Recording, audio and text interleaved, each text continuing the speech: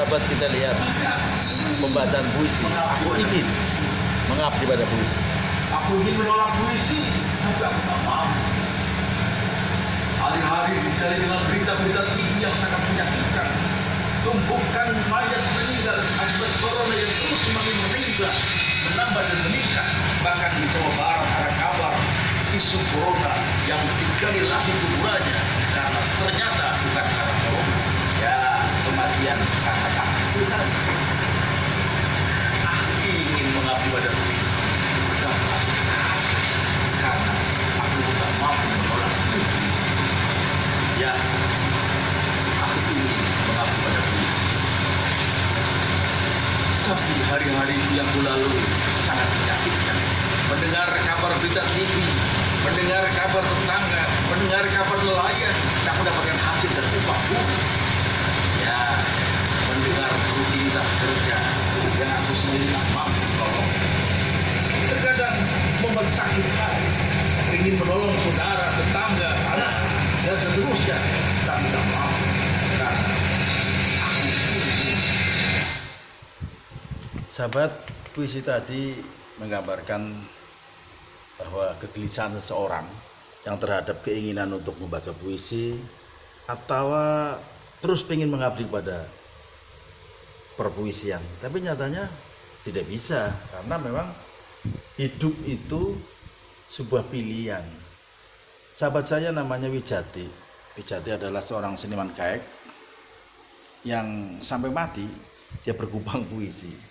Bedanya kalau penyair daerah itu tidak diperhatikan sama sekali, karena barangkali inilah pilihan hidupnya dia. Jadi ibarat tikus mati di lumbung padi, Wijati mati berkubang puisi. Ya, puisi ini sempat pernah saya bacakan di acara dengan teman-teman seniman di Dewan Kesenian Kota Tegal. Pembacaan puisi mengenang Wijati, seorang penyair tua. Teman-teman seniman menyebutnya angkatan 00. Ya, aku ingin mengabdi pada puisi. Tapi nyatanya puisi tak mampu untuk menghidupi diriku sendiri.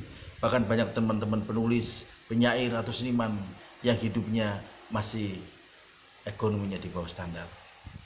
Tapi karena inilah pilihannya hidupnya dia, seperti halnya seniman-seniman tradisional, seni balo-balo, atau seniman lain, ya seni toprak yang memang sudah bubar, memang harus bertanggung jawab pada dirinya sendiri, betul. Tapi minimal pemerintah harus hadir.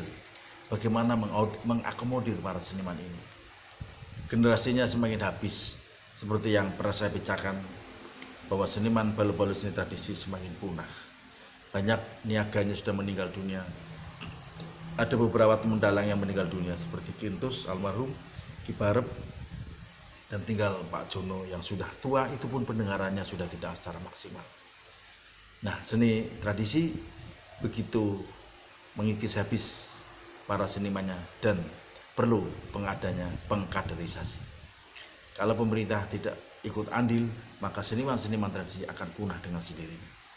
Dan siapa penjaga gawang kebudayaan kalau senimannya sudah beralih profesi? Ya, meski puisi tidak mampu menghidupi dirinya sendiri, tapi minimal puisi mampu menyuarakan suara hati. Yang penting bukan seperti penyair Wiji Tukul yang hilang sampai sekarang, karena kritikannya sangat kuat, puisi-puisinya sangat tajam. Jika usul ditolak tanpa ditimbang, kritik dianggap subversi, dan jika ada penindasan di sana sini, jika ada ketidakadilan, Wiji Tukul mengatakan hanya ada satu kata, lawan. Tapi sekarang kondisinya sudah berbeda. Lawan dengan cara apa? Dengan kemampuan apa dengan cara melawannya? Bahkan Wiji Tukul sendiri pun hilang di telan zaman. Anaknya yang namanya Wani, seorang perempuan, juga kasihan dia. Dia menulis puisi itu bapaknya. Kemana negara akan hadir ketika dia bapaknya meninggal, tapi di mana kuburannya? Ya, dia mencari kuburannya ayahnya yang sampai sekarang entah di mana keberadaannya. Oke sahabat, ternyata puisi hanya sebatas untuk mengisi kehidupan. Kalau teman-teman seniman, teman-teman penyair sering menulis bait-bait puisi, itulah paling hanya untuk mengungkapkan. Seperti halnya Marah Rusli yang menulis novel Siti Nurbaya. Mara Rusli tidak pernah tahu ternyata karyanya difilmkan. Dan meskipun orangnya sudah meninggal dunia, tapi hasil karyanya setelah difilmkan, cucunya yang namanya Hari Rusli pada saat itu mendapat royalti. Ya, Siti Nurbaya, sebuah novel yang difilmkan. Ada waktu itu Datuk Maringgi yang diperankan oleh Damsik, kemudian Novia Kolopaking, dan seterusnya. Itulah hebatnya sebuah karya sastra. Dan di Tegal, mari kita gali potensi.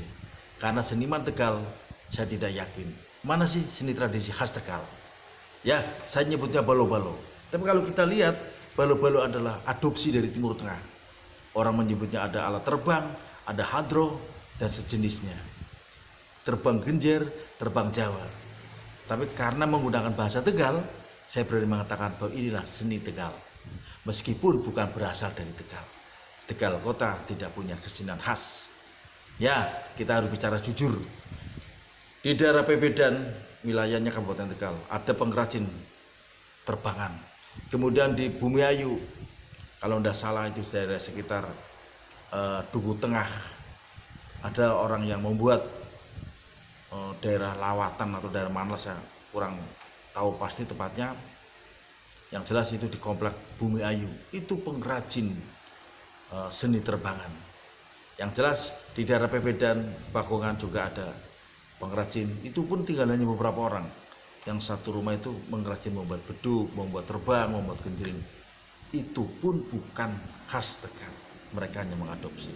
Dan saya berani mengatakan mengapa disebut seni Tegal, karena saya berani menggunakan bahasa Tegal. Ya, bahasa Tegal, bahasa pergaulan sehari-hari, sehingga saya berani menyampaikan bahwa ini seni khas Tegal karena menggunakan bahasa Tegal. Antara lain lagu Sinok Sitong. Sinok sinok sitong, sinok sitong dikotong-kotong, lagi cilik dipopong-popong, barang gede digawa wong. Nah, karena menggunakan bahasa Tegal itulah saya berani mengklaim bahwa inilah seni Tegal. Begitu sahabat pemirsa, di mana saja Anda berada, kita ikuti terus bincang pada malam ini dan hari-hari seterusnya bersama Tambari Gustam dari kawasan Kampung Pesisir mengabarkan. Assalamualaikum warahmatullahi wabarakatuh.